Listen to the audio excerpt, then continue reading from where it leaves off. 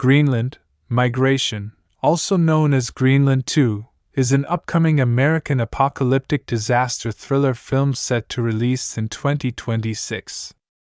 This highly anticipated sequel continues the harrowing story that began with the 2020 film Greenland. The movie is produced by Thunder Road Films and Estes Films, with distribution handled by Amazon MGM Studios. The film marks the return of director Rick Roman, who helmed the first installment and is known for his work on action-packed thrillers such as Angel Has Fallen and Shot Caller. Waugh brings his signature intense, grounded approach to disaster filmmaking, focusing on human survival and family dynamics against catastrophic global events. The screenplay is written by Chris Sparling, who returns from the original film.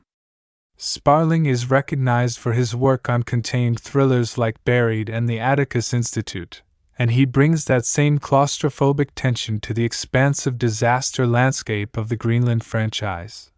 The production companies involved include Thunder Road Films, known for producing the John Wick franchise, and Sicario, ensuring high production values and compelling storytelling. The film represents a continuation of the survival saga that captivated audiences worldwide with its realistic portrayal of a family trying to survive a planet-killing comet event. Greenland, Migration picks up the story in a post-apocalyptic world, exploring what happens after the comet fragments have devastated Earth. The film promises to deliver the same emotional intensity and spectacular disaster sequences that made the first film a success, while expanding the scope to show the broader implications of global catastrophe and human resilience. Plot details: Greenland, Migration continues the story of the Garrity family as they navigate a drastically changed world following the comet Clark impact that nearly destroyed civilization. The film takes place in the aftermath of the catastrophic events from the first movie, where massive comet fragments struck Earth, causing widespread destruction, climate change, and the collapse of modern society. The story begins with John, Allison, and Nathan Garrity emerging from the safety of the bunkers in Greenland, where they and other survivors have been sheltering. However, the world they return to is unrecognizable. The comet impacts have triggered volcanic eruptions, massive tsunamis, and climate shifts that have made much of the planet uninhabitable. The survivors face a harsh new reality where resources are scarce, governments have collapsed, and humanity must rebuild from the ashes. The central plot follows the Garrity family as they embark on a dangerous journey across the devastated landscape. They must leave Greenland and migrate to find habitable land and sustainable resources. The bunkers that saved them can no longer support the growing population of survivors, and food supplies are dwindling. The family, along with other survivors, must venture into the unknown, facing natural disasters, hostile environments, and other desperate groups of survivors who will do anything to ensure their own survival. As they travel, the Garritys encounter various challenges that test their resilience, morality, and unity as a family. They must navigate through regions affected by extreme weather patterns, toxic air quality from volcanic ash, and areas flooded by rising sea levels. The journey is not just physical but also psychological, as characters grapple with trauma, loss, and the question of what it means to be human in a world where civilization's rules no longer apply. The film explores themes of migration and displacement on a global scale, showing how different groups of survivors are forced to move and adapt. Some communities have formed new societies with their own rules and hierarchies, while others have descended into chaos. The Garritys must decide who to trust and how to protect their family while maintaining their humanity. Throughout their journey, the family faces moral dilemmas about resource allocation, helping strangers versus protecting their own, and whether the old world's values have any place in this new reality. The plot delves into the dynamics of survival communities, the emergence of new leadership structures, and conflicts between different survivor groups competing for the same limited resources.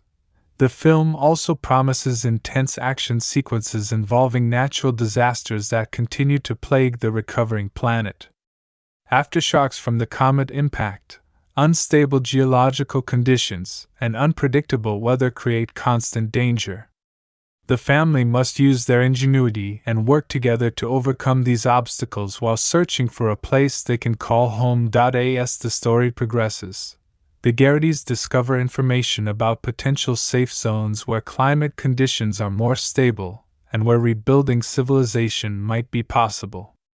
However, reaching these locations requires crossing territories controlled by hostile groups and surviving landscapes still reeling from the comet's effects. The emotional core of the film remains the family's bond and their determination to stay together despite overwhelming odds. The sequel expands on the character development from the first film, showing how each family member has been changed by their experiences and how they adapt to their new roles in this transformed world. The climax of the film is expected to involve a crucial decision about where the family will settle and what kind of future they want to build. It raises questions about rebuilding society, learning from past mistakes, and whether humanity deserves a second chance after nearly destroying itself before the comet even arrived. Cast: Gerard Butler returns as John Garrity, the family patriarch and structural engineer who must use his skills and determination to protect his family in this dangerous new world.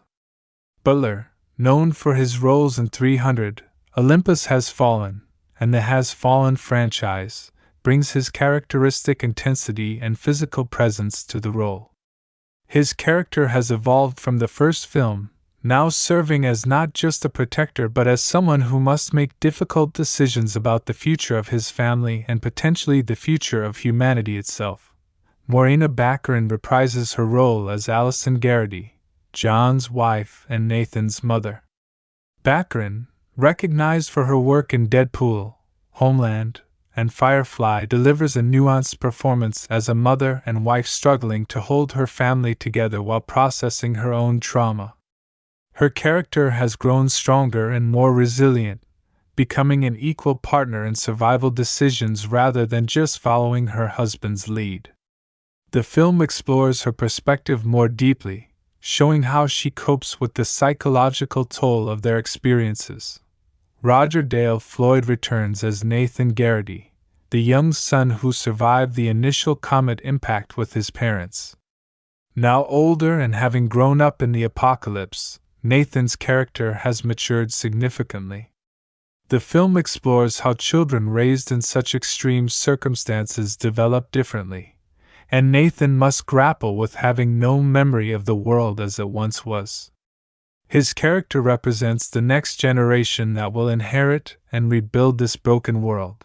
Scott Glenn joins the cast in a significant role, though specific character details have been kept under wraps. Glenn, a veteran actor known for his work in The Right Stuff, The Silence of the Lambs, and Daredevil, likely plays a survivor leader or mentor figure who aids or conflicts with the Garrity family during their journey. Hope Davis has also been confirmed for the cast, adding her dramatic talents to the ensemble. Davis, known for her roles in American Splendor, About Schmidt, and For the People, potentially portrays another survivor with whom the Garritys form an alliance, or who represents a different philosophy on survival and rebuilding. David Denman is expected to return, reprising his role from the first film if his character survived. Denman, recognized for his work in The Office and Outcast, added depth to the original film's supporting cast. The film features additional cast members portraying various survivors, community leaders, and antagonists that the Garrity family encounters on their journey. These characters represent different responses to the apocalypse, from those trying to preserve humanity and compassion to those who have embraced a more brutal survival of the fittest mentality. The ensemble cast also includes actors portraying scientists, former government officials, and everyday people all trying to navigate this new world. Each character brings a different perspective on survival, morality, and what it means to rebuild civilization from the ground up.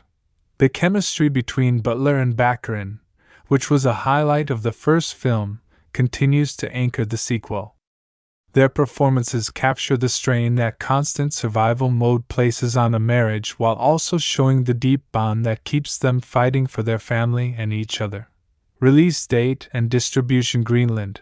Migration is scheduled for theatrical release in 2026, though an exact release date has not been officially confirmed as of early 2025.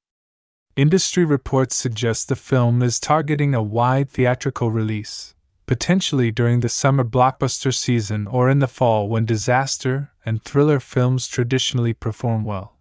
The film will be distributed by Amazon MGM Studios, marking a significant distribution arrangement. This partnership ensures wide theatrical distribution across North America and international markets, giving the film the broad audience reach that the disaster genre requires. Amazon MGM Studios has indicated strong confidence in the franchise, investing substantially in the sequel's production and marketing. The first Greenland film performed exceptionally well on streaming platforms and home video despite its pandemic-era release complications, demonstrating strong audience demand for the continuation of the story. The theatrical release strategy reflects the studio's commitment to giving audiences the immersive big-screen experience that disaster films require. The spectacular visual effects, intense action sequences, and emotional storytelling are designed to be experienced in theaters with premium sound and picture quality. Following its theatrical run, the film will eventually be available on Amazon Prime Video, giving it a second life on streaming platforms where the first film found significant success. This dual-window approach maximizes both theatrical revenue and streaming engagement. International release dates are expected to align closely with the North American release, with the film opening in major markets worldwide within the same week or shortly after. The global appeal of disaster films and Gerard Butler's international star power make this a priority release in markets across Europe, Asia, and Latin America. Trailer and promotional information: as of early 2025, an official trailer for Greenland Migration has not yet been released. However, the studio has begun ramping up promotional activities, with teaser materials expected in the coming months as the release date approaches. First look images and behind-the-scenes content have been shared on social media, showing the drastically changed landscapes that the characters will navigate. These images reveal a world covered in ash, with dramatic climate changes visible in the environment. The production design showcases both the devastation of the comet impact and the early signs of human attempts to rebuild. The marketing campaign is expected to emphasize the continuation of the Garrity family's story while expanding the scope to show the global implications of the disaster. Promotional materials will likely highlight the film's themes of resilience, family bonds, and human survival against impossible odds. Director Rick Romanois has participated in several interviews discussing his vision for the sequel, emphasizing that it will maintain the grounded, realistic approach of the first film while expanding the narrative scope. He has stated that the sequel explores not just physical survival but the psychological and social challenges of rebuilding civilization. Gerard Butler has also been active in promoting the film through his social media channels, sharing workout videos and preparation materials showing his physical training for the demanding role. His posts have generated significant fan engagement and anticipation for the sequel. The studio has launched an official website and social media presence for the film, where fans can stay updated on release information, watch exclusive content, and engage with the community of Greenland franchise enthusiasts. Special promotional partnerships are expected with survival and outdoor brands, reflecting the film's themes and potentially offering unique tie-in products and experiences. Previous disaster films have successfully partnered with emergency preparedness organizations, and similar collaborations may be in the works. Film festival premieres are likely being considered, potentially debuting the film at major festivals before wide release to generate critical buzz and word-of-mouth promotion. The first film's success suggests that critics and audiences will be eager to see how the story continues. Virtual reality experiences and interactive promotional content may be developed to give fans an immersive taste of the post-apocalyptic world depicted in the film. Such marketing innovations have become increasingly common for major franchise releases. As the release date approaches, expect multiple trailers showcasing different aspects of the film, from character-focused emotional spots to action-heavy sequences highlighting the spectacular disaster elements. The marketing campaign will build anticipation by gradually revealing more about the plot while maintaining key surprises for theatrical audiences. Greenland, Migration, 2026, complete story breakdown. Please note, since Greenland, Migration has not been released yet and detailed plot information remains under wraps, the following is a speculative narrative based on available information, logical continuation from the first film, and common themes in post-apocalyptic cinema. The actual film may differ significantly. The complete story. Act 1. The aftermath. The film opens 3 years after the catastrophic Comet Clark impact that devastated Earth. Inside the massive underground bunker complex in Greenland, thousands of survivors have been living in cramped, controlled conditions. The camera follows John Garrity as he walks through the sterile corridors, past families huddled in small living quarters, past rationing stations where food and water are carefully distributed, and past medical facilities treating patients with various ailments from prolonged underground living. John has become part of the bunker's maintenance crew, using his engineering skills to keep the aging systems operational. The bunkers were designed for temporary shelter, not permanent habitation, and the strain is showing. Water filtration systems break down regularly, air recyclers struggle to keep up with demand, and power generators require constant monitoring. The survivors exist in a state of limbo, knowing they cannot stay indefinitely but fearful of what awaits above. Allison has taken on a teaching role, educating the bunker's children, including their own son Nathan, now several years older. She teaches from salvaged books and memories of the world that was, trying to preserve knowledge and culture for a generation that barely remembers blue skies and green grass. Her classroom scenes reveal the psychological toll on everyone, particularly the children who suffer from anxiety, depression, and behavioral issues from years of confinement. Nathan, now a teenager, has grown up primarily in the bunker. He struggles with claustrophobia and yearns for the surface world his parents describe but that he can barely recall. He's part of a younger generation that views the old world as almost mythical, and tensions exist between these youth and the adults who cling to the past.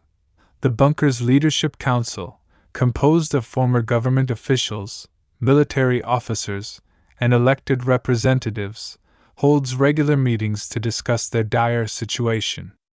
Supplies are critically low despite strict rationing. The hydroponic gardens cannot produce enough food for everyone. Conflicts between survivors are increasing as stress levels rise. Medical supplies are nearly exhausted. Most critically, sensor readings from the surface suggest the bunker's structural integrity is compromised due to seismic activity from the comet impact's ongoing effects. A mission team that went to the surface weeks ago returns with grim news. The team, wearing protective gear against toxic air and radiation, brings back samples and readings. They report that while radiation levels have decreased to survivable levels in some areas, the world above is unrecognizable. Massive climate changes have occurred.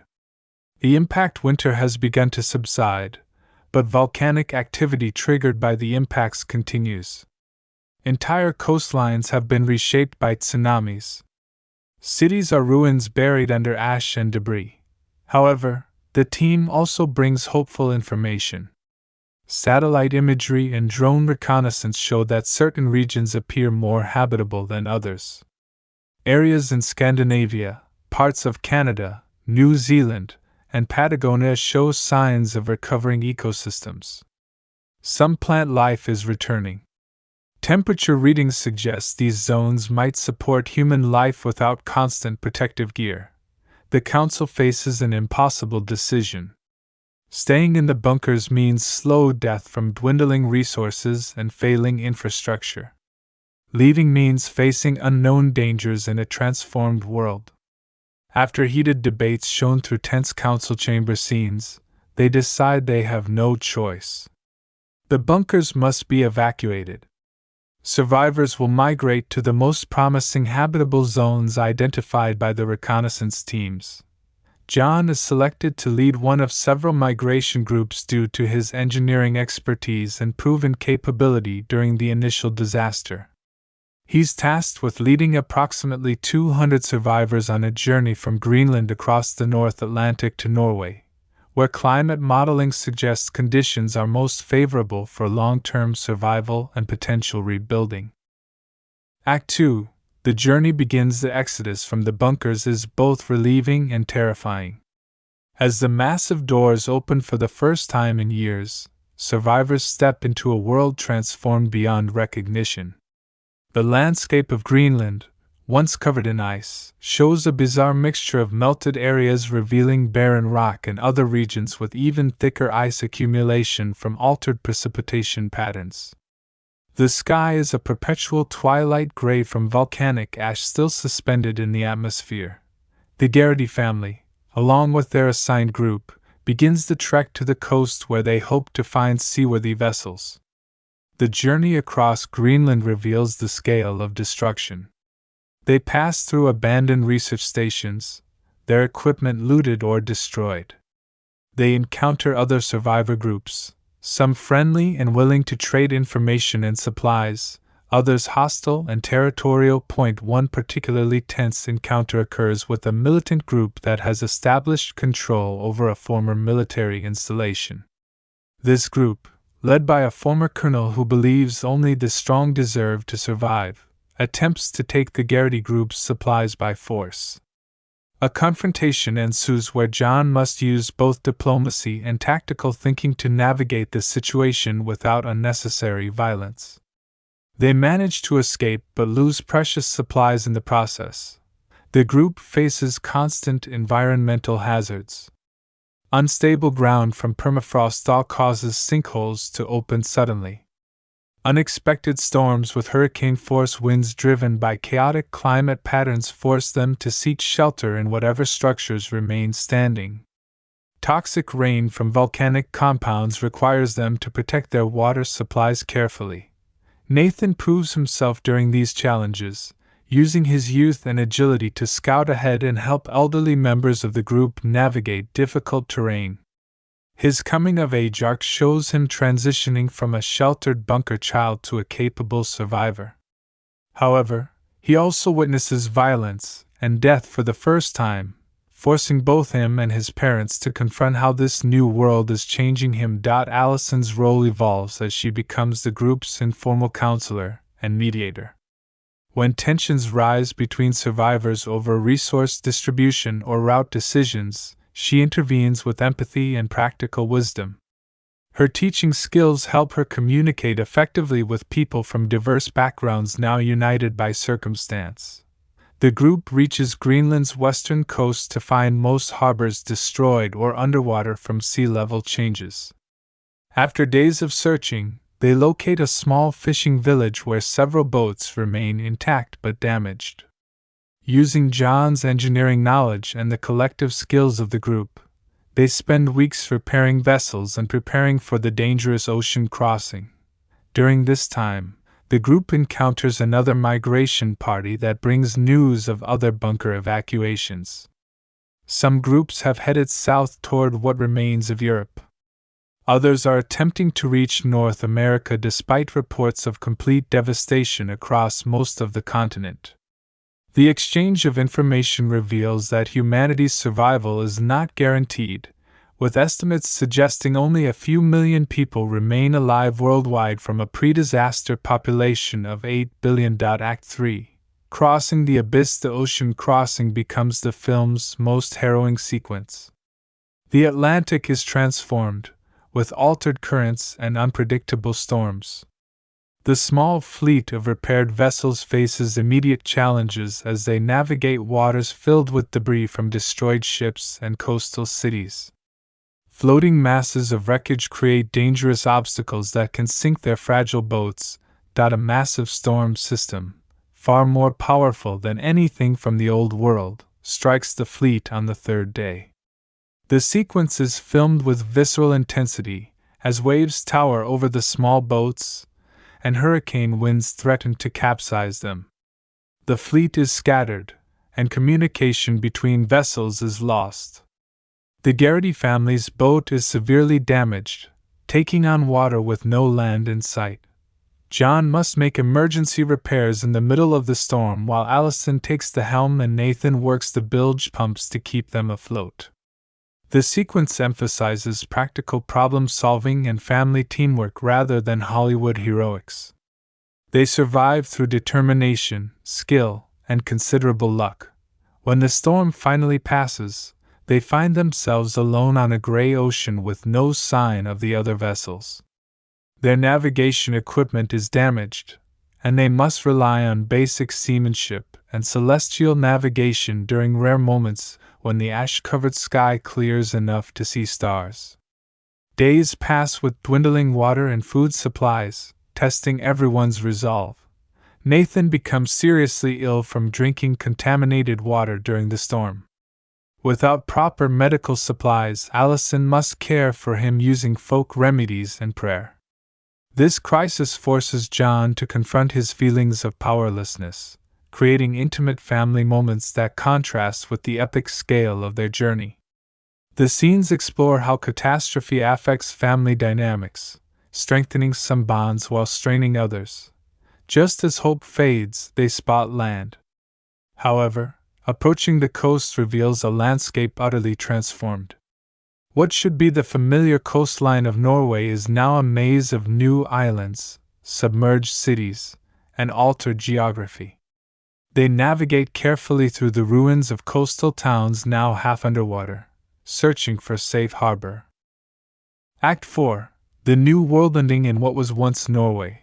The Garrity family and the few survivors who eventually reunite with them discover a world simultaneously dead and being reborn. The immediate coastal areas are devastated, but as they move inland, they find pockets where life persists. Hardy plants have begun colonizing the ash-covered soil. Small animals, primarily scavengers, have survived and adapted. They also discover they are not alone.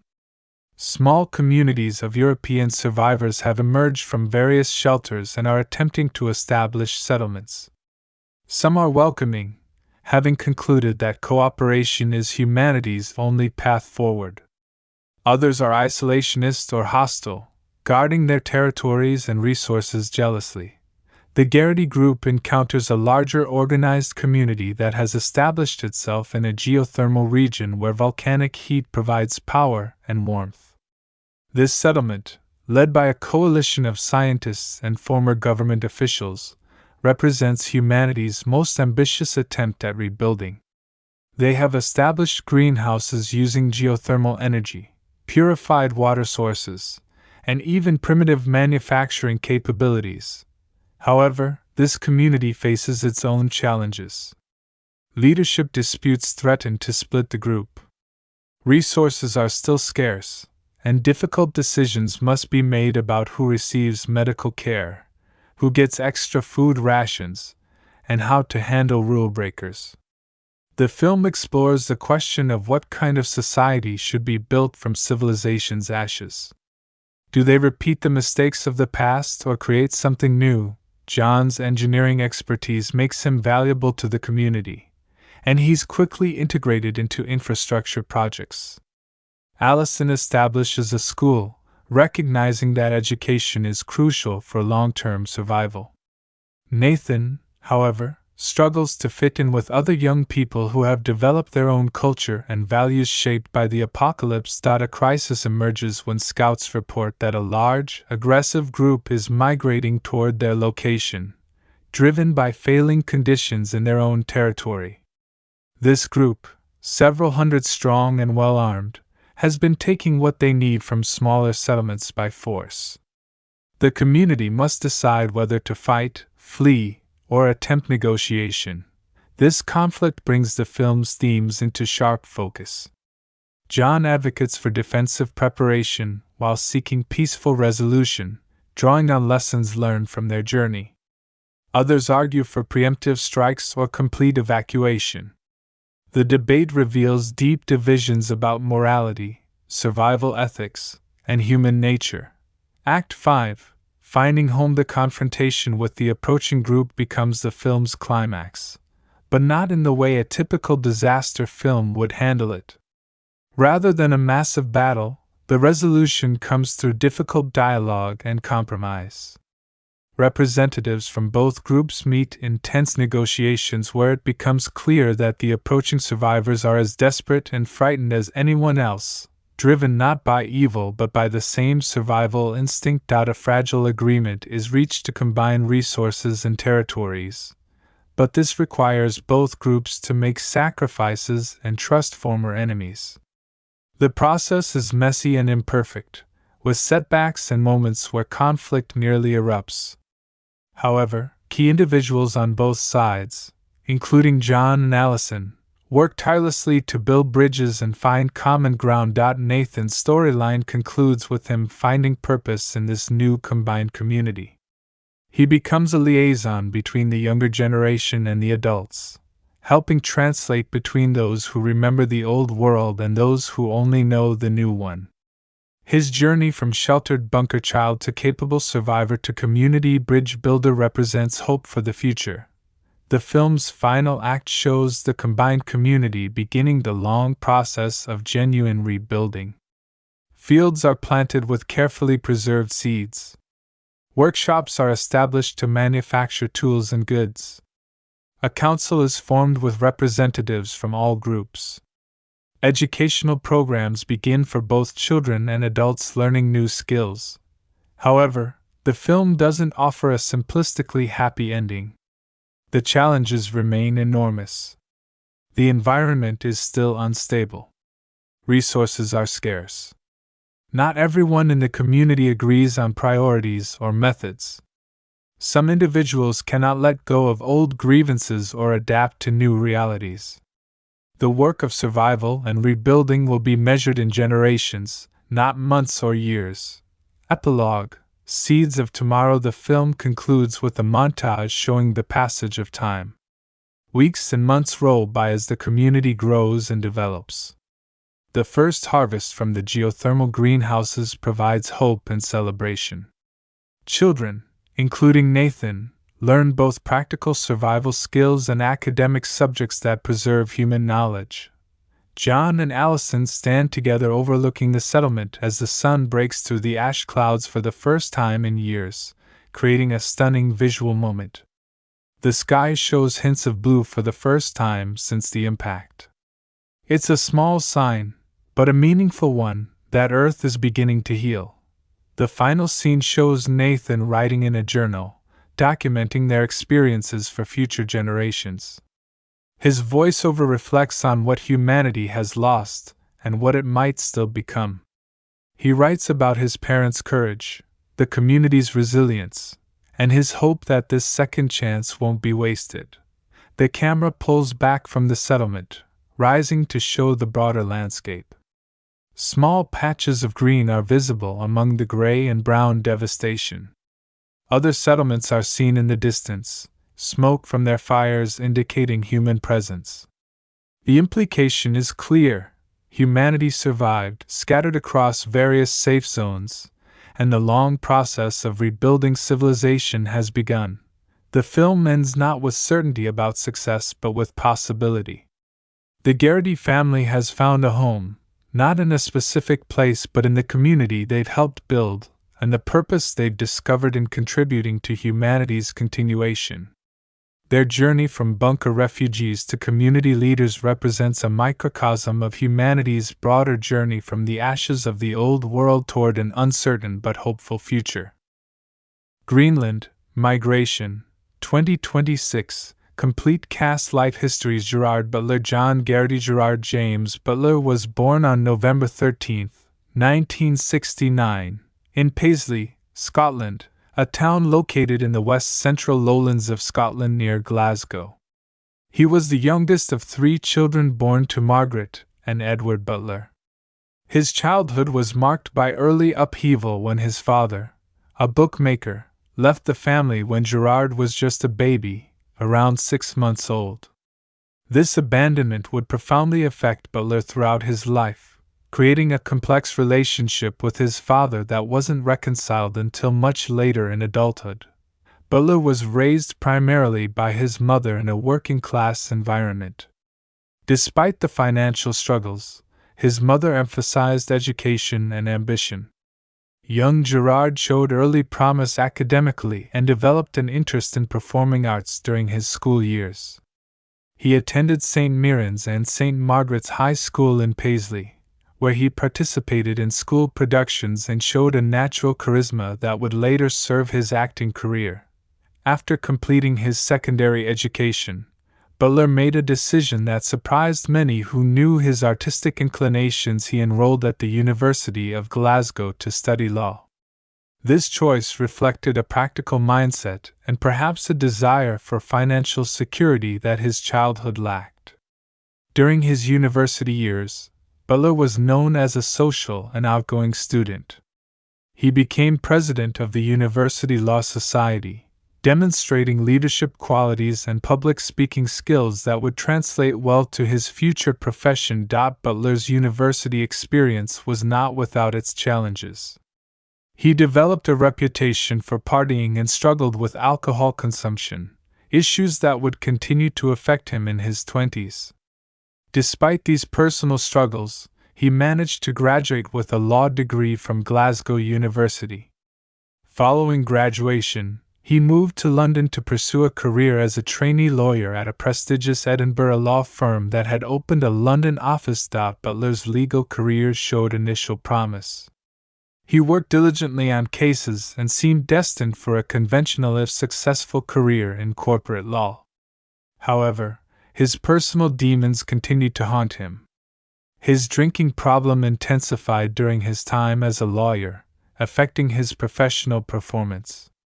At the age of 25, just 1 week before he was due to qualify as a lawyer, Butler was fired from his position due to his unreliability and struggles with alcohol. This devastating professional failure became a turning point. Finding himself unemployed and directionless in London, Butler experienced what he would later describe as a dark period. However, it was during this time that he reconnected with his passion for performance. He began attending acting classes and taking small roles in theater productions. His decision to pursue acting full-time was viewed skeptically by family and friends who saw it as an impractical choice for someone approaching 30 with no professional acting training. Butler's early acting career was marked by struggle and persistence. He took whatever work he could find, including small television roles and stage productions. His breakthrough in theater came when he was cast in productions of Coriolanus and in a stage adaptation at the Edinburgh Festival. His powerful physical presence and intense emotional delivery caught the attention of casting directors. His film career began with small roles in the late 1990s. One of his earliest notable appearances was in the James Bond film Tomorrow Never Dies in 1997, though his role was minor. He appeared in the film adaptation of Dracula 2000, playing the titular vampire. While the film was not a critical success, it gave Butler valuable experience in leading roles and working with larger production budgets. Butler's career trajectory changed dramatically when he was cast as King Leonidas in Zack Snyder's 300 in 2006. The role required intense physical transformation, and Butler underwent months of grueling training to achieve the muscular physique needed for the Spartan warrior king. His commitment to the role and his powerful performance, particularly his delivery of lines like, "This is Sparta," became iconic. The film was a massive commercial success, grossing over $400 million worldwide and establishing Butler as an action star. Following the success of 300, Butler's career diversified. He demonstrated range by taking roles in romantic comedies like P.S. I Love You opposite Hilary Swank, showing he could handle emotional, tender moments as effectively as action sequences. He starred in The Ugly Truth with Katherine Heigl, further proving his romantic comedy credentials. However, he never abandoned action films, appearing in Gamer, Law-Abiding Citizen, and other action thrillers. In 2013, Butler found another franchise-defining role when he was cast as Secret Service agent Mike Banning in Olympus Has Fallen. The film's success led to sequels London Has Fallen and Angel Has Fallen, with more installments planned.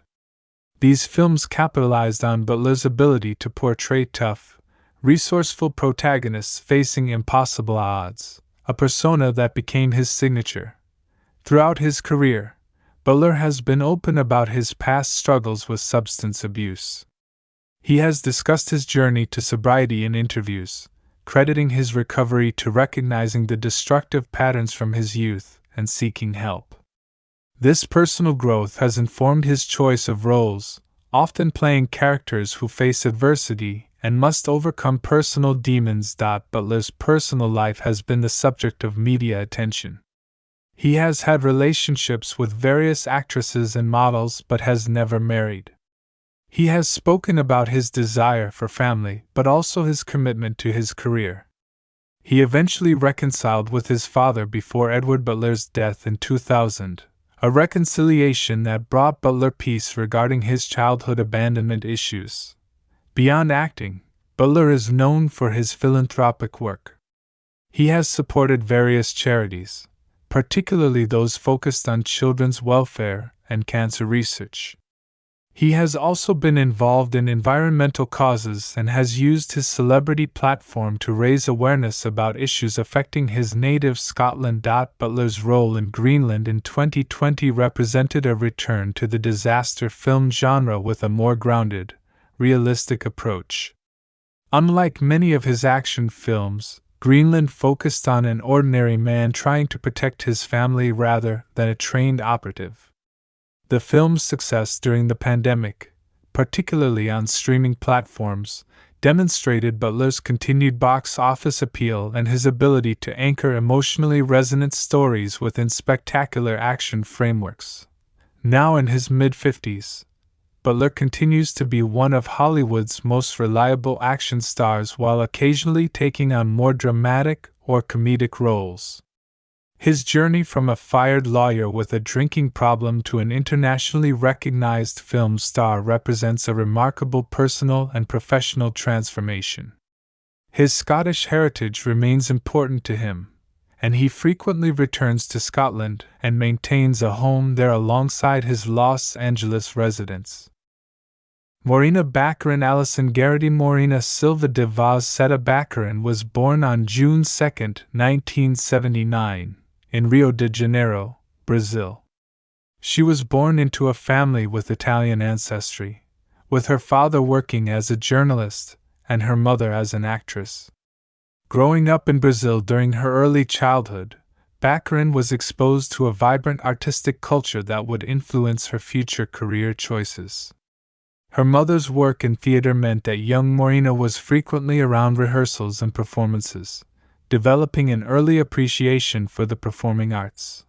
When Baccarin was 7 years old, her family made a significant decision that would alter the course of her life. They moved from Brazil to New York City, where her father had accepted a journalism position.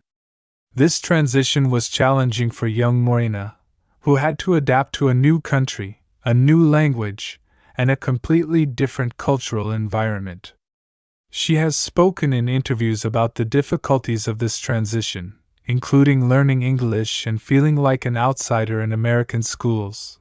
Despite these challenges, or perhaps because of them, Baccarin threw herself into activities that transcended language barriers. She discovered a passion for performance and began participating in school theater productions.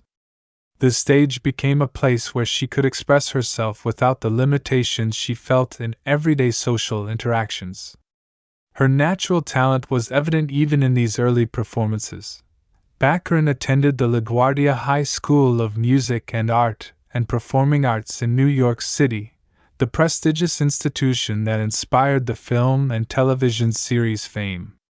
At LaGuardia, she was surrounded by other talented young performers and received professional-level training in acting. The competitive environment pushed her to refine her skills, and she graduated with a strong foundation in performance techniques. Following high school, Baccarin made the decision to pursue acting professionally. She enrolled at the Juilliard School, one of the most prestigious performing arts conservatories in the world. At Juilliard, she was part of the drama division's Group 29, which graduated in 2000. The rigorous training at Juilliard emphasized classical theater techniques, voice work, movement, and character development.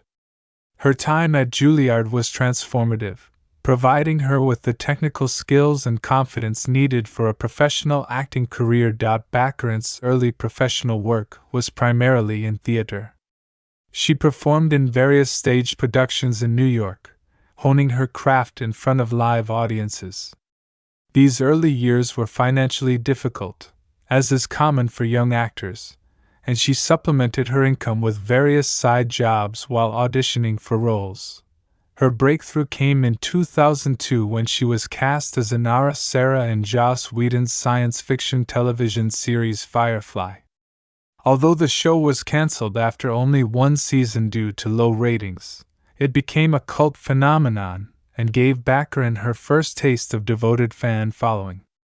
Her portrayal of Inara, a courtesan in a space western setting, showcased her ability to bring depth and dignity to complex characters. The role required her to balance sensuality with intelligence and emotional complexity. When Firefly was cancelled, fans campaigned vigorously for its return. This fan pressure eventually led to the production of Serenity in 2005, a feature film continuation of the series. Baccarin reprised her role, and the film gave closure to the storylines left unresolved by the show's cancellation. More importantly for Baccarin's career, it demonstrated her ability to transition between television and film and solidified her status within the science fiction community. Following Firefly and Serenity, Baccarin continued working steadily in television. She had recurring roles on various shows and took guest appearances to maintain visibility while searching for her next major role. In 2009, she was cast as Anna, the leader of an alien invasion force in the reimagining of the science fiction series V. The show ran for 2 seasons and further established Baccarin's credentials in the science fiction genre. Baccarin's career took another significant turn when she was cast as Jessica Brody in the acclaimed Showtime series Homeland in 2011. This role was dramatically different from her previous science fiction work, requiring her to portray the wife of a returned prisoner of war who may or may not be a terrorist. The show was a critical darling, winning multiple Emmy Awards, and Baccarin's performance received particular praise. She was nominated for an Emmy Award for Outstanding Supporting Actress in a Drama Series in 2013, recognition that elevated her profile in Hollywood and demonstrated her dramatic range. During her time on Homeland, Baccarin balanced the demanding television schedule with film work. She appeared in various independent films and continued to build her film resume. Her personal life during this period included her marriage to director Austin Chick in 2011, with whom she had a son. However, The marriage ended in divorce in 2016. One of Baccarin's most commercially successful roles came when she was cast as Vanessa Carlyle in Deadpool in 2016. The superhero film, starring Ryan Reynolds, became a massive box office success, grossing over $700 million worldwide. Baccarin's chemistry with Reynolds was a highlight of the film, and her portrayal of Wade Wilson's girlfriend brought emotional grounding to the irreverent superhero story. She reprised the role in Deadpool 2 in 2018, further cementing her place in one of the most successful film franchises of the decade. Baccarin's personal life became public during the production of Gotham, the Batman prequel series in which she played Dr. Leslie Tompkins from 2015 to 2019. She began a relationship with her Gotham co-star Ben McKenzie, and the couple had a daughter in 2016. They married in 2017, and Baccarin has spoken about the challenges and joys of balancing motherhood with a demanding acting career. Throughout her career, Baccarin has been vocal about various social and political issues. She has used her platform to advocate for immigrant rights, drawing on her own experience as a Brazilian immigrant to the United States. She became a U.S. citizen in 2011 and has spoken about the complicated feelings of maintaining connections to both her Brazilian heritage and her American identity. Baccarin has also been an advocate for women's rights in Hollywood, speaking out about pay inequality, representation, and the challenges women face in the entertainment industry. During the Me Too movement, she added her voice to those calling for systematic change in how the industry handles harassment and abuse. Her role in Greenland in 2020 represented another shift in her career, moving into the disaster film genre. Her portrayal of Allison Garrity showcased her ability to convey maternal strength and vulnerability simultaneously. The role required extensive emotional range as her character navigates the end of the world while trying to protect her family and reconcile with her husband. Baccarin continues to work steadily in both film and television. She has expressed interest in producing and potentially directing in the future, wanting to have more creative control over the stories she tells. Her journey from a 7-year-old Brazilian immigrant struggling with English to an accomplished actress with major franchise roles represents a testament to her talent, persistence, and adaptability. Now in her mid-40s, Baccarin balances her career with raising her 2 children. She has spoken about the importance of representation in media and actively seeks roles that portray complex, fully realized female characters. Her diverse body of work, spanning science fiction, drama, action, and superhero films, demonstrates remarkable versatility and an unwillingness to be typecast. Scott Glenn supporting role. Theodore Scott Glenn was born on January 26, 1941, in Pittsburgh, Pennsylvania. He grew up in Appalachia, specifically in the small town of Whitton, West Virginia, just across the state line from Pittsburgh. His childhood was shaped by the working-class environment of the steel mill town, where his father worked. The rugged, no-nonsense culture of Appalachia would later inform many of the characters Glenn portrayed throughout his career. Glenn's early life was marked by health challenges. As a child, he suffered from scarlet fever, which left him in a weakened condition for years. The illness kept him bedridden for long periods, during which he developed a love of reading and storytelling. This early isolation and immersion in literature planted the seeds for his future interest in character and narrative. After recovering from his illness, Glenn became determined to strengthen himself physically.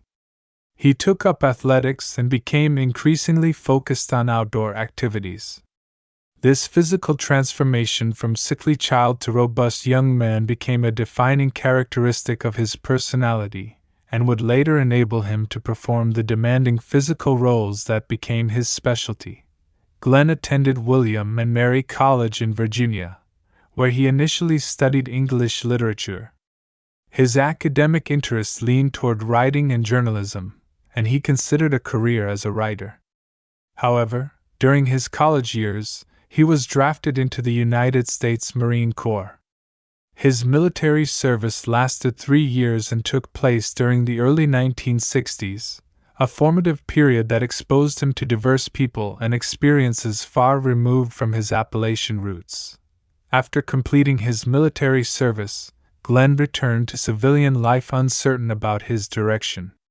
He had married during this period and needed to support his family.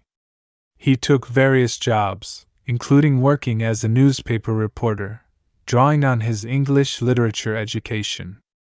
However, he found journalism unfulfilling and began searching for other outlets for his creative interests. In his late 20s, Glenn made a decision that surprised those who knew him. He decided to pursue acting. He moved to New York City and enrolled at the Actors Studio, the legendary institution known for method acting training under Lee Strasberg. This was an unusual choice for someone approaching 30 with no previous acting experience, but Glenn committed himself fully to the craft. His training at the Actors Studio was intensive and transformative. He studied method acting techniques, learning to draw on personal emotions and experiences to create authentic character portrayals. His classmates and teachers noted his intensity and dedication.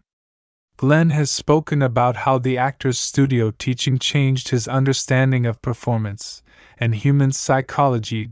Glenn's early acting career was a struggle.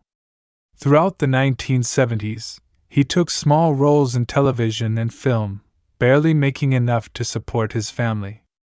He appeared in minor parts in films like The Baby Maker and Angels Hard as They Come. These were not prestigious projects, but they gave him valuable on-camera experience and helped him develop his screen presence.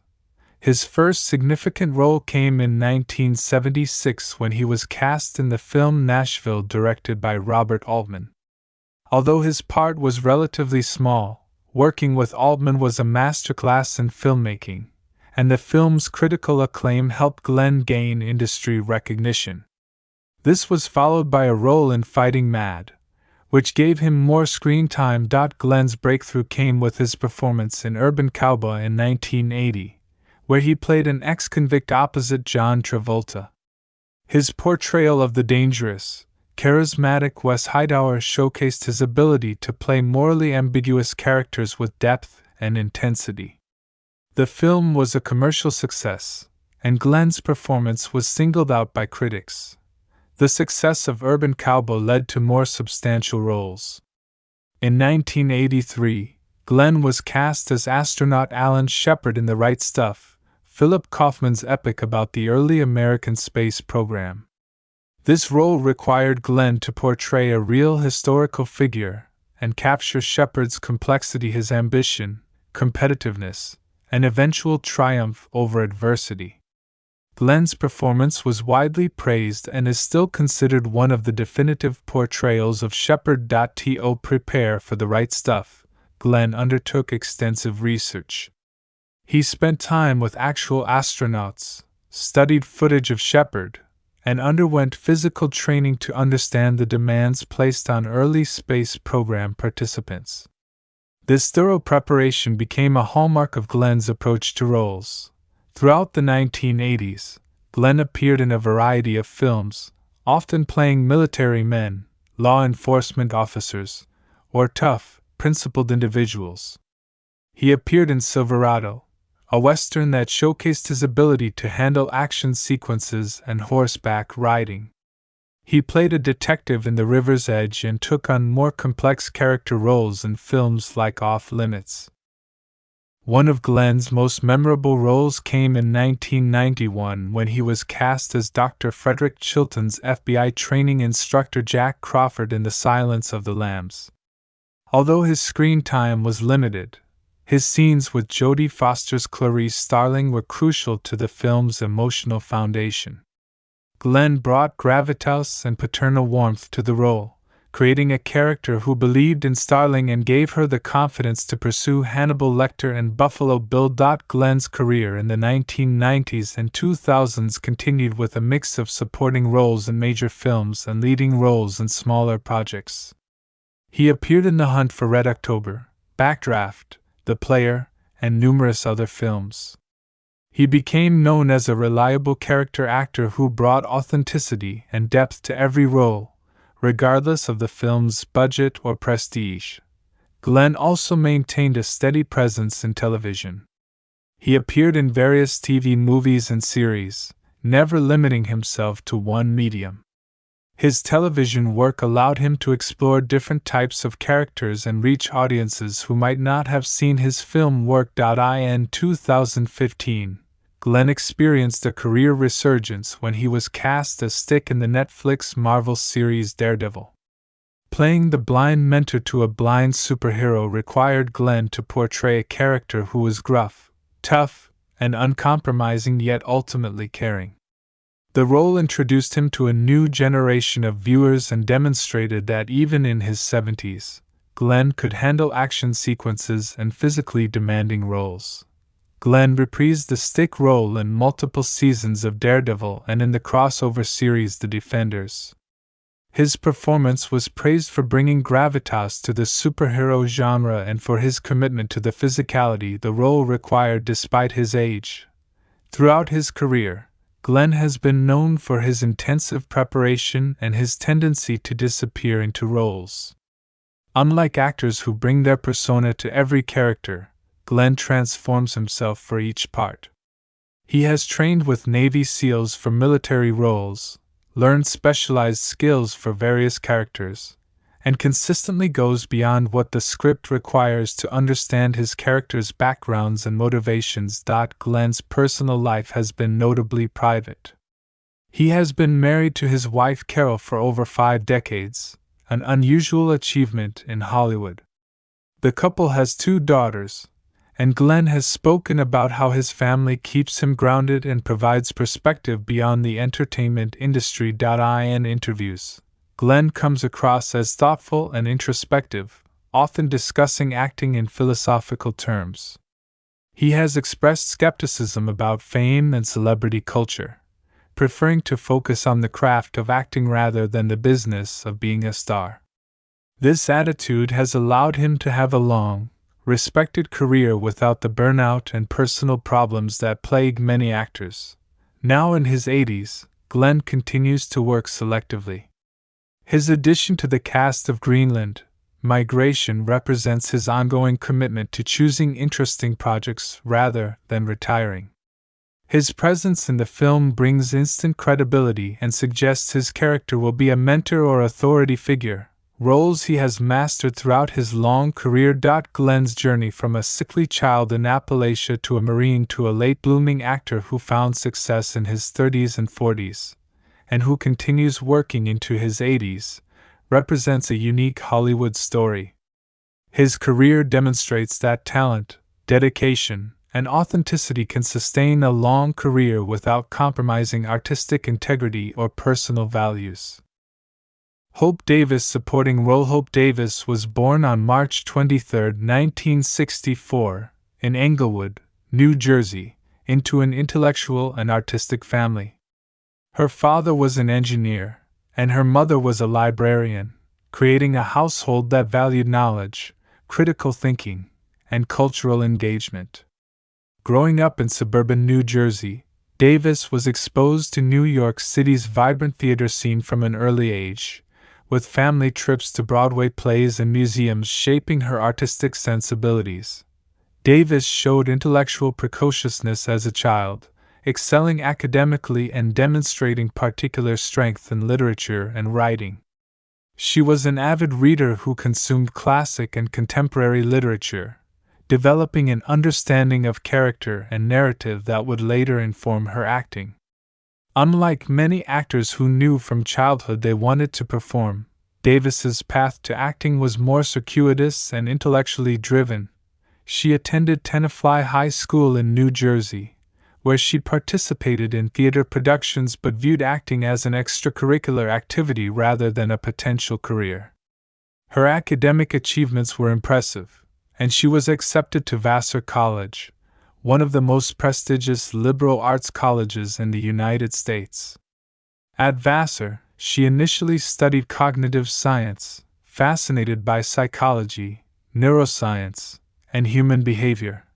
During her college years, Davis continued to participate in theater, and her performances began to attract attention from professors and fellow students. She found that acting allowed her to apply her understanding of human psychology in creative ways. The analytical skills she developed studying cognitive science informed her approach to character development, allowing her to construct psychologically complex and believable performances. After graduating from Vassar, Davis faced a decision about her future direction. Rather than pursuing graduate studies in psychology or a conventional career, she chose to explore acting more seriously. She moved to New York City and began studying at the William Esper Studio, which taught the Meisner technique of acting. This approach, which emphasizes authentic emotional responses and genuine listening between actors, resonated with Davis's intellectual and analytical nature. Davis's early career in New York was typical of struggling actors waiting tables, taking small theater roles, and auditioning constantly. However, her classical training and intellectual depth set her apart. She worked extensively in off-Broadway theater throughout the late 1980s and early 1990s, gradually building a reputation as a serious, committed stage actress capable of handling complex material. Her theater work caught the attention of film and television casting directors, and she began getting small roles in films during the early 1990s. Her film debut came in 1990 with Flatliners, though her role was minor. She appeared in small parts in various films throughout the early 1990s, learning the technical differences between stage and screen acting. Davis's breakthrough came with a series of performances in independent films during the mid-1990s. Her role in The Day Trippers in 1996 showcased her ability to portray intelligent, neurotic characters with humor and pathos. That same year, she appeared in The Myth of Fingerprints, further establishing her presence in the independent film world. In 1998, Davis received widespread critical acclaim for her performance in Next Stop Wonderland. Her portrayal of a woman navigating Boston's dating scene after a breakup was charming, intelligent, and deeply human. The film was a modest commercial success but a critical hit, with Davis's performance earning her an Independent Spirit Award nomination. The turning point in Davis's career came with her performance in About Schmidt in 2002, opposite Jack Nicholson. Her portrayal of Nicholson's character's daughter was both comic and tragic, capturing the complicated dynamics of adult parent-child relationships. The film was a major commercial and critical success, and Davis received widespread recognition, including a Screen Actors Guild Award nomination as part of the ensemble cast. Following About Schmidt, Davis appeared in American Splendor in 2003, a biographical film about underground comic book writer Harvey Pekar. Her performance as Pekar's wife Joyce was nuanced and compelling, earning her numerous award nominations including a New York Film Critics Circle Award for Best Supporting Actress. The film's success further cemented her reputation as one of the finest character actresses of her generation. Davis demonstrated remarkable versatility throughout the 2000s and 2010s, moving seamlessly between independent films, major studio productions, and television. She appeared in The Matador with Pierce Brosnan, infamous about Truman Capote, Charlie Bartlett, and Synecdoche, New York with Philip Seymour Hoffman. Each role showcased different aspects of her range, from comedy to drama to experimental narrative. In television, Davis became known for her recurring roles in prestige series. She appeared in Treatment as a patient undergoing therapy, a role that allowed her to deliver extended monologues and showcase her dramatic abilities. She had a significant role in the legal drama Damages and appeared in The Newsroom, created by Aaron Sorkin, where her ability to deliver rapid-fire, intelligent dialogue was perfectly suited to Sorkin's writing style. Davis received Emmy nominations for her television work, including for her guest role in In Treatment and for the limited series The Special Relationship, in which she portrayed Hillary Clinton. Her portrayal of Clinton was studied and nuanced, capturing the former First Lady and Secretary of State's intelligence, ambition, and complexity without resorting to caricature. Throughout her career, Davis has been selective about her roles, choosing quality over quantity. She has spoken in interviews about preferring interesting characters in smaller films over larger roles in conventional projects. This artistic integrity has meant that her name might not be as widely recognized as some of her contemporaries, but she is highly respected within the industry. Davis married actor John Patrick Walker in 2000, creating a partnership between two working actors who understood the demands and uncertainties of the profession. The couple has navigated the challenges of two acting careers while maintaining their relationship, a testament to their commitment and mutual support. In recent years, Davis has continued to work steadily in both film and television. She appeared in Captain America: Civil War as Maria Stark in a brief but memorable role. She had a recurring role in the series For the People and appeared in Worth, a drama about the September 11th Victim Compensation Fund. Davis has also become increasingly involved in theater direction and teaching, sharing her knowledge and experience with younger actors. She has taught workshops on the Meisner technique and has directed several stage productions, coming full circle to the theatrical roots of her career. Her addition to the cast of Greenland, Migration represents her continued willingness to work in various genres. While disaster films might seem outside her typical wheelhouse of character-driven dramas, Davis has demonstrated throughout her career that she can bring depth and authenticity to any role, elevating material through her commitment and skill. Now approaching 60, Davis represents a generation of actresses who have successfully navigated the challenges of aging in Hollywood by focusing on craft rather than celebrity.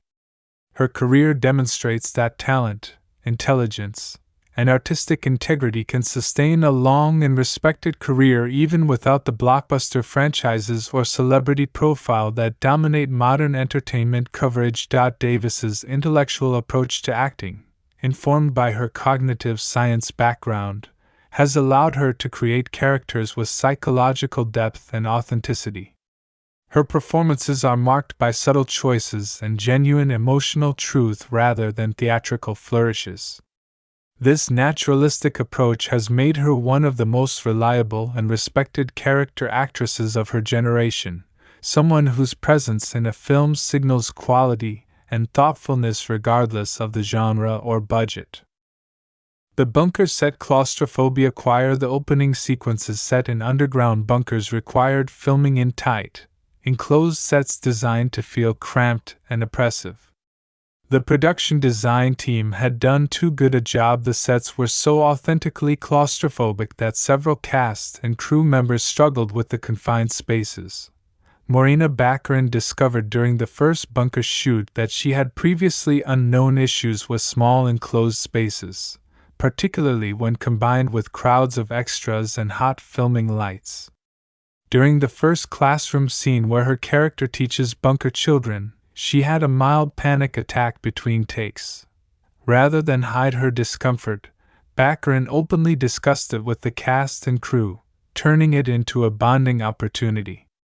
She taught everyone a breathing technique she'd learned from managing anxiety, demonstrating it between setups. Soon, whenever anyone felt overwhelmed by the bunker set's oppressive atmosphere, they would start the breathing exercise. What began as a coping mechanism evolved into an absurd group activity.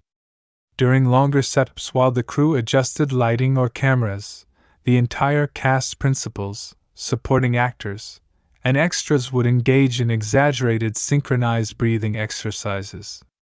It looked like some bizarre meditation cult, with 50 people in post-apocalyptic costumes sitting in underground bunker sets breathing in unison. The sound department couldn't resist recording this phenomenon.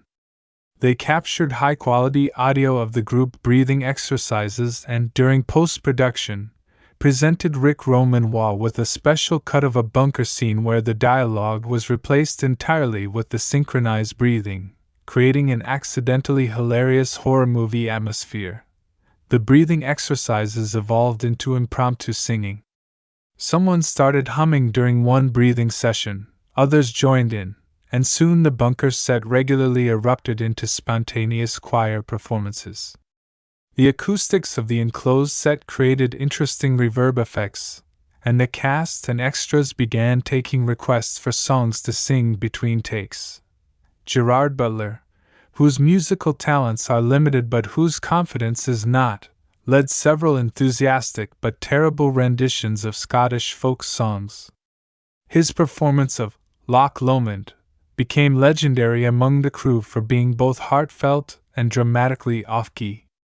When someone pointed out that his singing might be worse than his sailing, Butler challenged that person to a sing-off. That became one of the rap party's main entertainment features. The most surreal moment came when the bunker extras, who had been sitting in cramped quarters for hours waiting for their scene, organized a full-scale Bunker's Got Talent competition during a lengthy technical delay. Various extras performed songs, stand-up comedy, magic tricks, and dramatic monologues while crew members judged and awarded prizes donated by craft services. Hope Davis, who had joined the production for bunker sequences, turned out to have legitimate musical theater training and an excellent singing voice.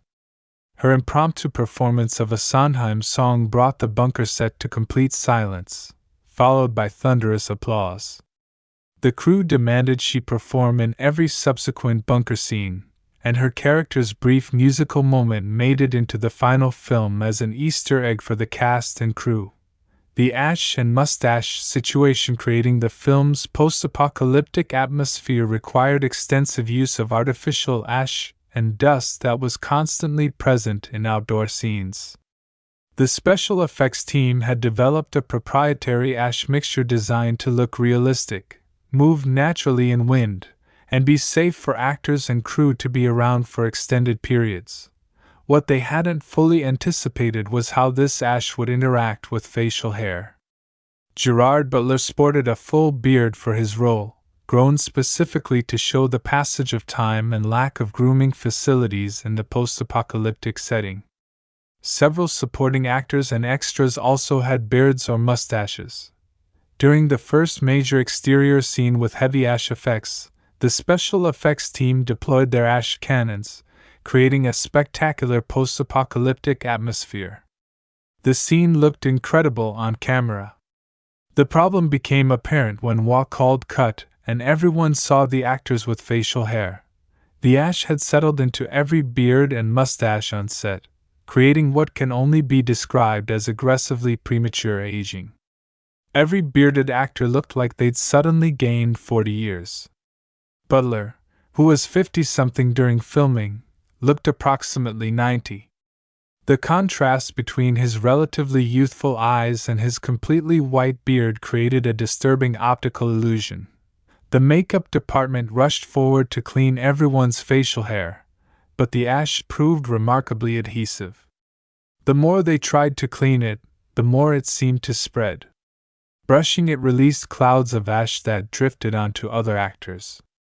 Blowing it off just relocated it. Water made it clumpy and somehow even more visible.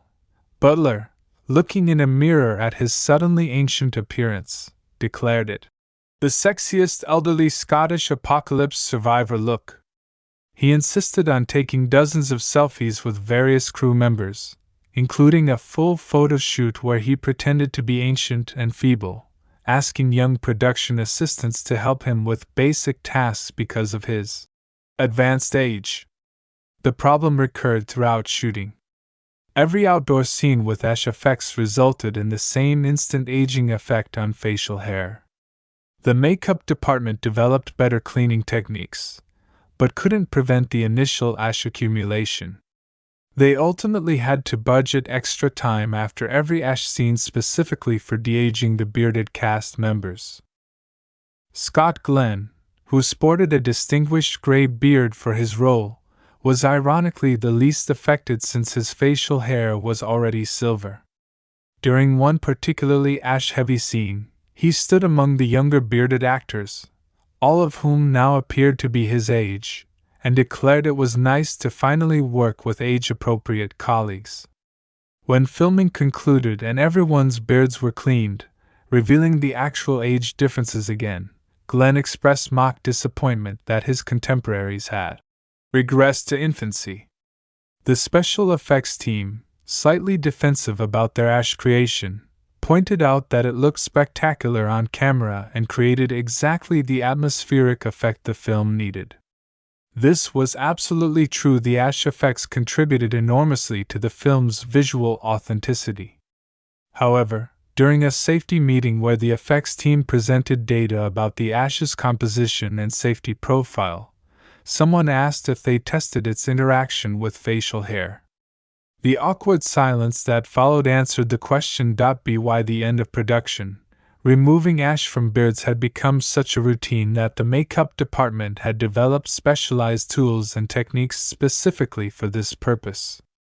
They jokingly suggested selling these techniques to other productions filming in ashy or dusty conditions.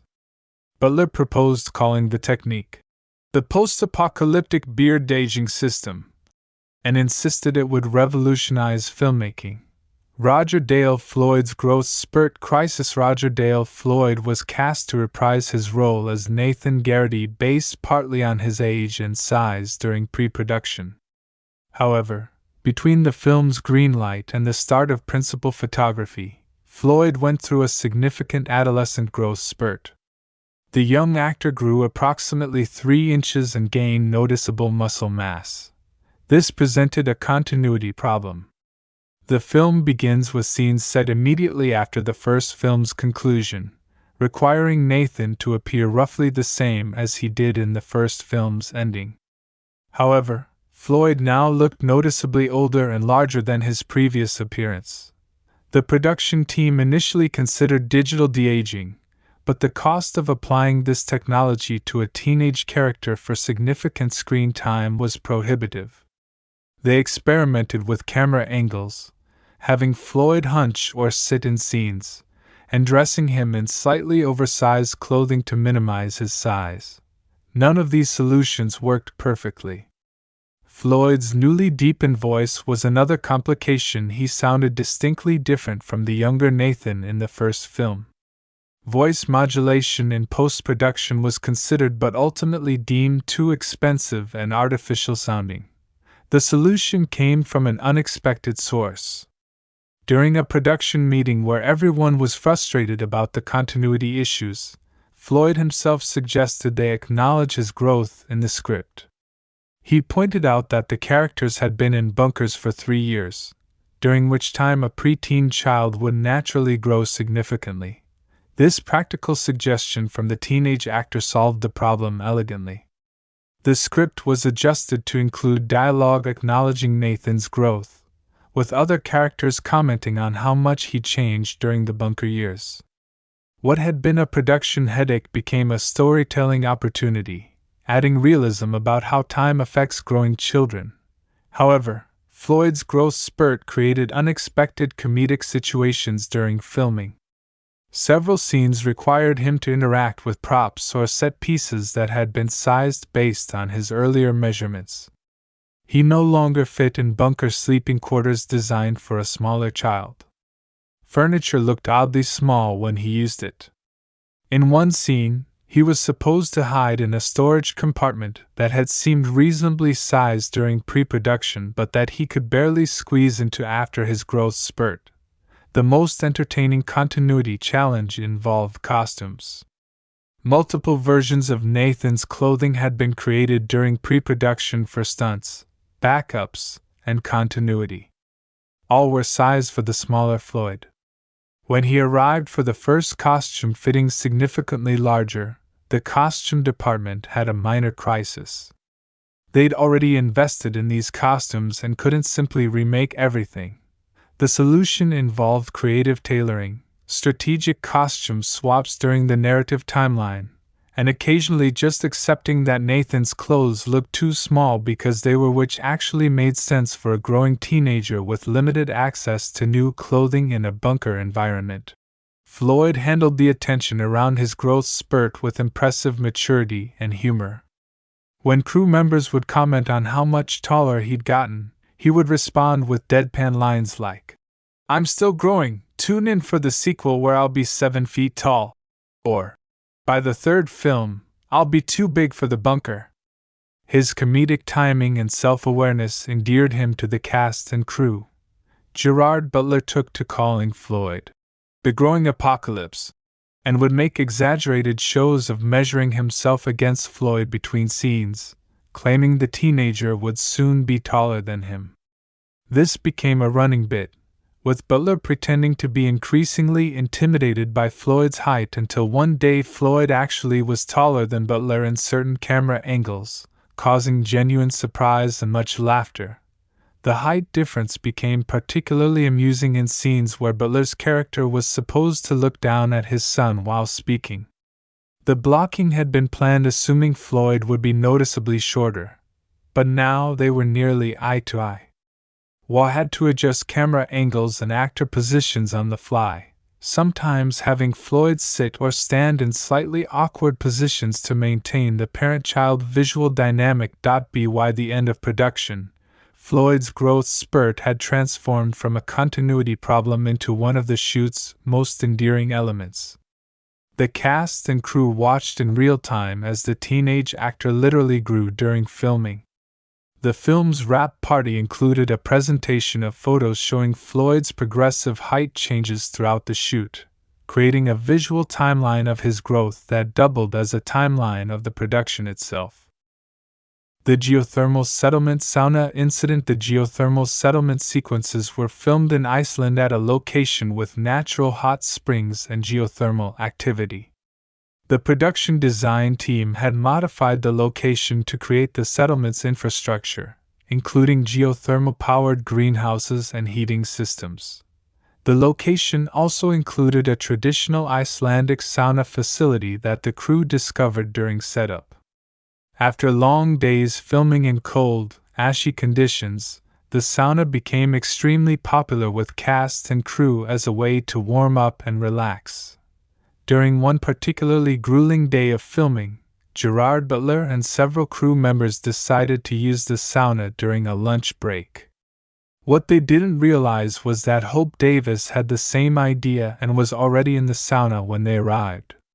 Being separate changing facilities, they didn't encounter each other until the sauna itself. The group of largely undressed crew members and Butler entered the sauna to find Davis already relaxing inside. There was a moment of awkward surprise, but Davis, with characteristic East Coast directness, simply said, "Either come in or close the door, you're letting the heat out." Everyone entered, and what followed was one of the stranger bonding experiences of the production. Sitting nearly naked in a sauna erases many of Hollywood's social hierarchies. A-list actors and production assistants are equally vulnerable in bathrobes and towels. The group spent their lunch break having surprisingly deep conversations about the film, life, apocalyptic scenarios, and various random topics while sweating profusely. This became a regular occurrence. The sauna evolved into an unexpected social hub where cast and crew from different departments mixed freely. Some of the film's best creative problem-solving happened in the sauna, with actors and crew pitching ideas, discussing characterization, and bonding over shared discomfort in extreme heat. The funniest incident occurred when Rick Roman Waugh, not realizing the sauna had become such a popular gathering spot, entered for some quiet relaxation after a stressful day. He found approximately 15 people crammed into a space designed for maybe 8, including several of his lead actors, the director of photography, 2 producers, and various crew members, all engaged in a heated debate about whether the settlement's society should be democratic or technocratic. Waugh stood in the doorway, dripping wet in his bathrobe, taking in the surreal scene of his cast and crew passionately arguing political philosophy while nearly naked and glistening with sweat. He later described it as the most Nordic experience of my life, and like stumbling into a very hot, very damp philosophy department meeting. The sauna discussions occasionally influenced the film itself. Several dialogue improvements and character choices emerged from these sessions. The actors, relaxed and uninhibited in the informal setting, would discuss their characters' motivations and relationships more freely than in formal rehearsals. These insights worked their way into performances and sometimes into script adjustments. However, the sauna's popularity created an unexpected production challenge. Crew members were spending so much time in the sauna during breaks that some were returning to work looking noticeably drained. Several people got overheated or dehydrated from extended sauna sessions, requiring the production medic to intervene with hydration protocols. The assistant director eventually had to implement sauna time limits to ensure crew members returned to work in appropriate physical condition. This led to a minor rebellion where crew members petitioned for longer lunch breaks specifically to accommodate adequate sauna time. The petition, delivered to Waugh in the sauna itself while he was trapped mid-relaxation, was too amusing for him to refuse, and break times were slightly extended. The final day of filming at the geothermal location featured a ceremonial, last sauna, where the entire cast and crew who had participated in the sauna sessions throughout the shoot gathered for a final steam together. The small sauna was packed beyond any reasonable capacity, creating what several participants described as both deeply bonding and mildly terrifying. The group took a photo, which cannot be published due to various states of undress, but which remains a treasured crew memento. Morena Baccarin's accent coach confusion. Morena Baccarin's first language is Portuguese, having grown up in Brazil before moving to the United States. While her English is flawless and unaccented in her typical performances, the production wanted to ensure consistency with her accent from the first Greenland film. An accent coach was hired to work with Baccarin, not to create an accent but to ensure she maintained a consistent American accent that matched her previous performance. This seemed straightforward until the accent coach arrived on set and created an immediate confusion. The accent coach, an enthusiastic British woman named Claire, had apparently misunderstood her assignment. She arrived prepared to help Baccarin develop a Greenlandic accent, as in, an accent from Greenland, the location. She had researched Greenlandic language patterns, interviewed native Greenlandic speakers, and developed a complete accent program based on Greenlandic-influenced English. When Claire enthusiastically presented this material to Baccarin, explaining the fascinating linguistic features of Greenlandic and how it would influence her character's speech, Baccarin politely but confusedly listened. After several minutes, Baccarin stopped Claire and asked why her character, an American woman, would have a Greenlandic accent. Claire, equally confused, explained that the film was called Greenland and took place partially in Greenland, so naturally the characters would have Greenlandic accents. Baccarin pointed out that her character was American, had grown up in America, and had only recently arrived in Greenland as a refugee from a global catastrophe. The misunderstanding became clear. Claire had assumed the film was about Greenlandic people or characters who had lived in Greenland long enough to develop local accents.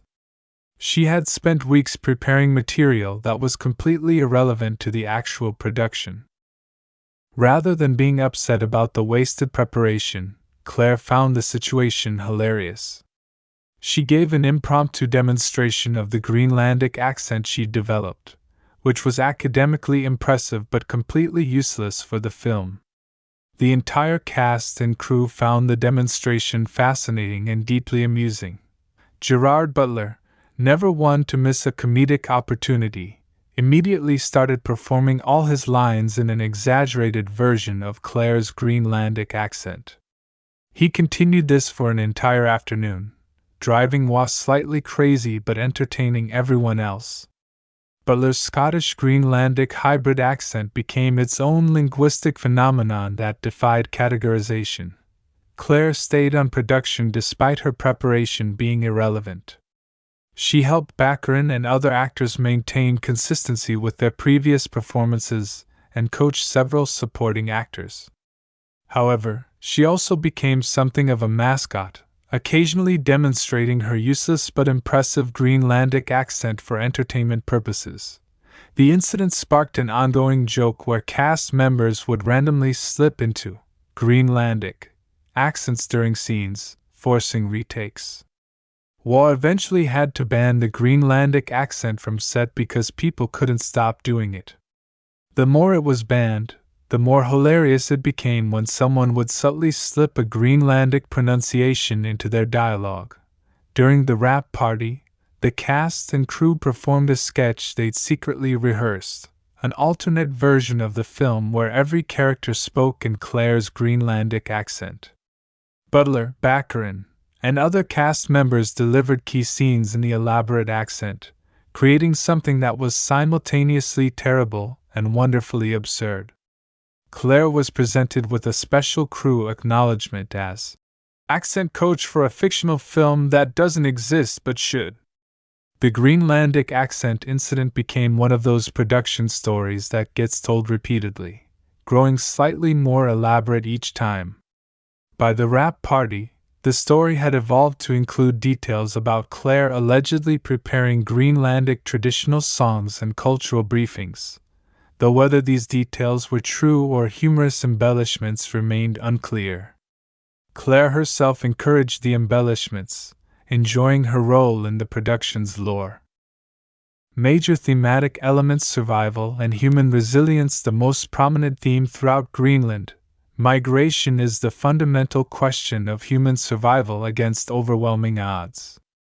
Unlike many disaster films that focus primarily on the spectacle of destruction, this franchise examines what happens after the immediate catastrophe when survival becomes a long-term commitment rather than a short-term sprint. The film explores how ordinary people adapt to extraordinary circumstances, transforming from comfortable modern citizens into resourceful survivors capable of enduring hardships that would have seemed unimaginable in their previous lives. This theme resonates deeply with contemporary anxieties about societal fragility. The COVID-19 pandemic demonstrated how quickly normal life can be disrupted and how populations must adapt to radically altered circumstances.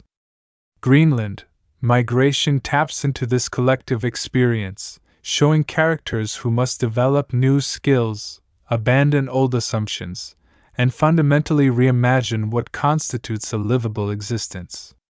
The film doesn't present survival as heroic or glamorous but as grinding, exhausting work that tests every character's physical and psychological limits.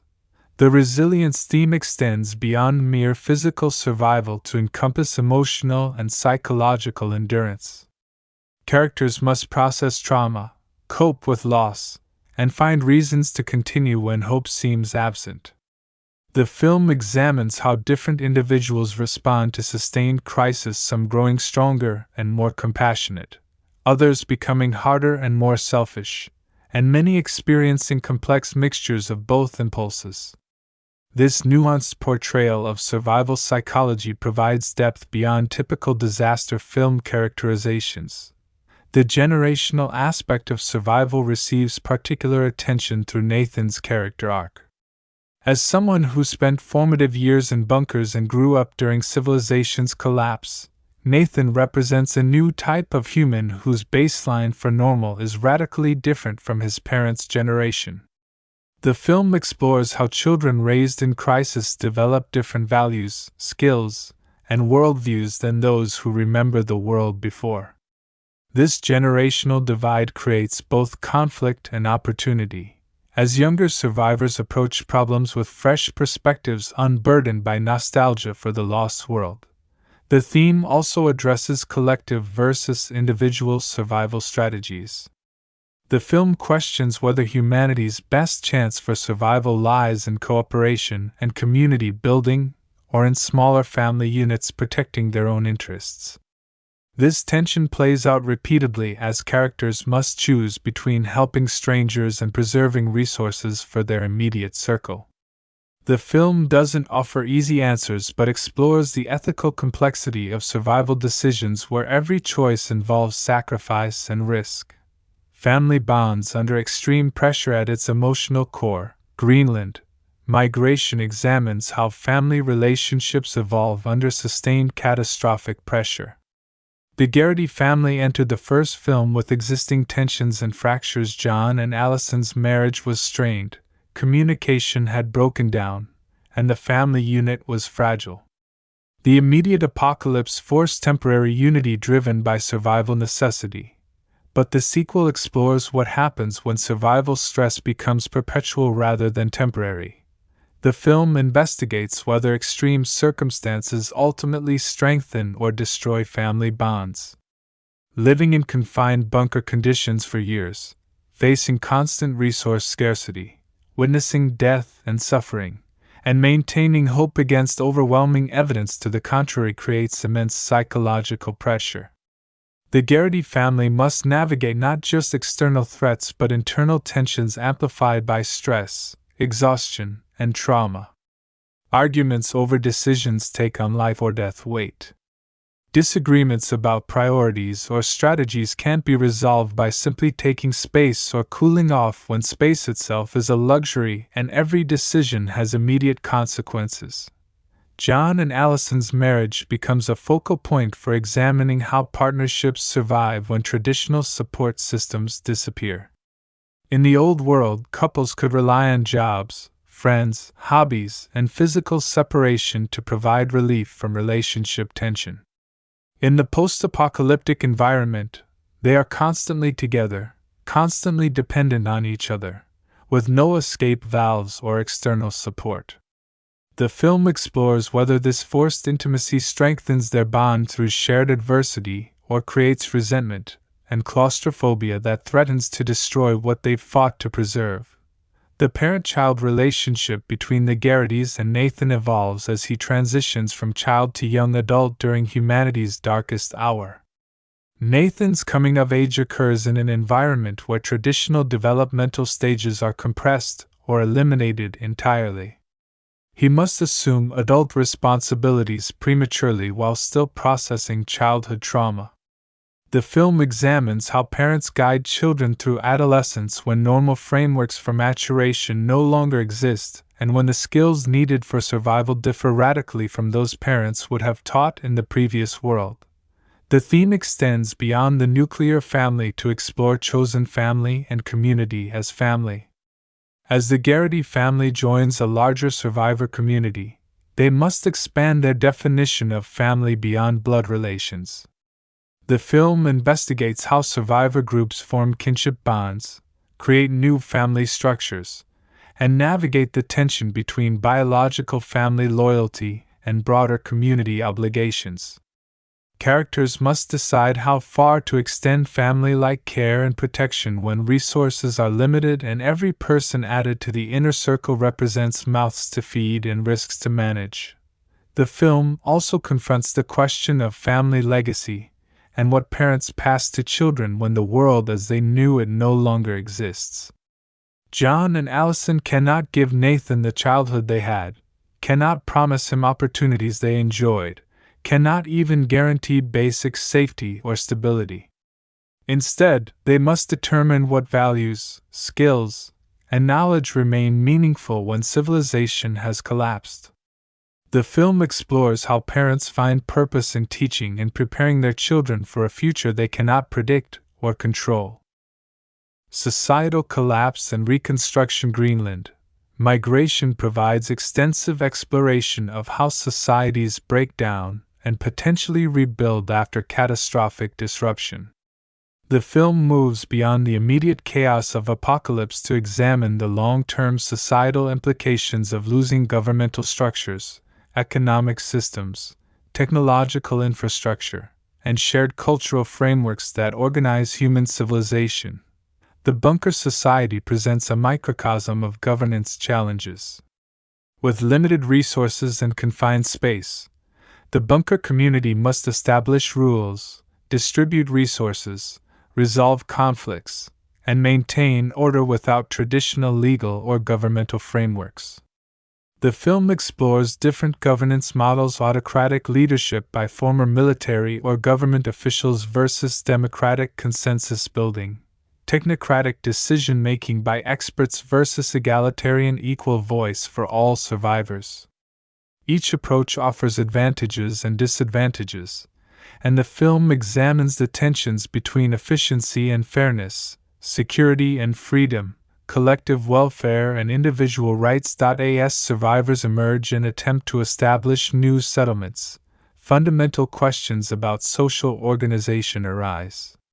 What laws should govern behavior when traditional legal codes are unenforceable and arguably irrelevant? How should resources be owned and distributed? What social hierarchies emerge in post-collapse societies? The film explores whether survivors replicate previous social structures by default or consciously attempt to create different organizational models that address the failures of the old world. The film investigates the tension between preserving old world knowledge and culture versus adapting to new realities. Some characters advocate for maintaining pre-apocalypse educational standards, cultural practices, and social norms as a way of preserving humanity's best achievements. Others argue that clinging to the old world's values is counterproductive when circumstances have fundamentally changed. This tension plays out in debates about education, resource allocation, social organization, and community priorities. Economic systems receive particular attention as survivors confront questions about value, exchange, and resource distribution in an environment where money is meaningless and traditional markers of wealth have disappeared. The film explores emerging barter systems, alternative currencies, and fundamentally different conceptions of ownership and property when scarcity is universal and survival depends on cooperation. Characters must navigate conflicts between individual accumulation and collective welfare, between rewarding productivity and ensuring universal basic needs. The role of expertise and knowledge in post-collapse societies becomes a key theme. In the bunkers and settlements, individuals with specific skills, engineers, doctors, farmers, teachers, possess unique value. The film examines how knowledge workers navigate this new environment where practical skills often outweigh theoretical knowledge, where a person who can repair equipment or grow food is more immediately valuable than someone with advanced but inapplicable education. This creates interesting inversions of pre-apocalypse social hierarchies and raises questions about how communities identify, cultivate, and compensate essential skills. Environmental catastrophe and climate change. While Greenland migration is not explicitly a climate change allegory, it engages deeply with themes of environmental catastrophe and humanity's relationship with a dramatically altered planet. The comet impact serves as a compressed, extreme version of climate change, a sudden, dramatic alteration of Earth's environment that makes previously habitable regions uninhabitable and forces mass migration to marginal zones where life remains possible. The film explores humanity's response to living on a planet that has become hostile. Characters must adapt to an environment where the air is often toxic, weather patterns are unpredictable and extreme, geological instability is constant, and ecosystems have been devastated. This creates a fundamentally different relationship with nature than most humans have experienced. The environment is no longer something to be controlled, managed, or even predicted. It is an active threat requiring constant vigilance and adaptation. The migration narrative directly parallels contemporary discussions about climate refugees and mass population displacement. As sea levels rise in the real world, as droughts make agricultural regions uninhabitable, as extreme weather increases, millions of people face displacement from their homes. Greenland migration extrapolates this trend to its extreme conclusion, showing entire populations forced to migrate with no guarantee of finding habitable destinations. The film examines the human cost of such displacement, not just physical hardship but psychological trauma of losing homelands, cultural disruption, and conflicts arising when displaced populations encounter established communities in destination regions. The film addresses questions of environmental responsibility and whether humanity deserves survival. Some characters expressed the view that the comet was deserved punishment for environmental destruction and that human extinction might allow Earth to recover. Others argue that survival is a moral imperative regardless of past mistakes and that humans can learn from catastrophe to build more sustainable relationships with the environment. These philosophical debates occur against the pragmatic reality that survivors must focus on immediate needs rather than abstract environmental ethics. The gradual environmental recovery shown in the film's later sections raises questions about regeneration and healing. The appearance of plant life, clearing skies, and stabilizing climate conditions demonstrate Earth's resilience and capacity for recovery even after extreme trauma. This provides hope while also emphasizing how fragile and precious habitable conditions are. The film suggests that survivors might develop deeper appreciation for environmental stability having experienced its absence. The geothermal settlement represents an attempt to build sustainable human habitation by working with rather than against natural systems. Using volcanic heat for power and warmth, establishing closed-loop agricultural systems, and designing infrastructure that minimizes environmental impact reflect lessons learned from the apocalypse. The film explores whether necessity can drive innovation in sustainable living that humanity failed to achieve when such innovation was optional rather than mandatory for survival. Human nature, cooperation versus conflict.